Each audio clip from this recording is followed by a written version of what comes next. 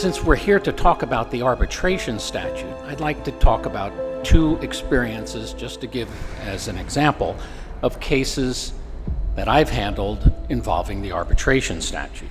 The claimants were a husband and wife who went to a local urgent care clinic.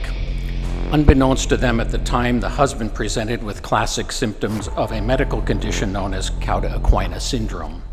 His condition was misdiagnosed, and by the time he was able to obtain proper surgical care in the Philippines, he suffered a permanent debilitating neurological condition. The arbitration process took nearly 5 years to complete.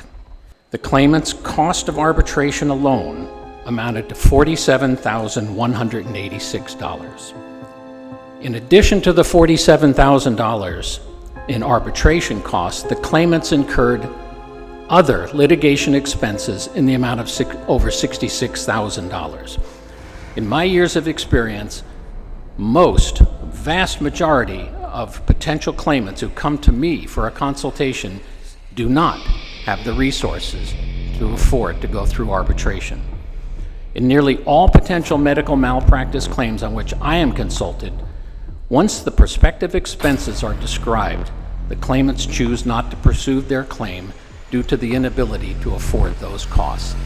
And how many of us can afford $113,000 to pursue a medical malpractice claim? Victims of medical malpractice are oftentimes made uniquely vulnerable by the negligent treatment that they have suffered. They are often subjected to debilitating consequences of the malpractice. They are out of work, financially unstable, and most likely physically compromised. Faced with a 1-year statute of limitations, the excessive costs of arbitration and litigation, plus the difficulty of finding an attorney who's willing to handle their case, potential claimants find more often than not that their claims will just go unredressed. They will not be made whole. The Mandatory Arbitration Act exacerbates their circumstances inordinately and, in essence, tends to erode rather than promote corrective justice.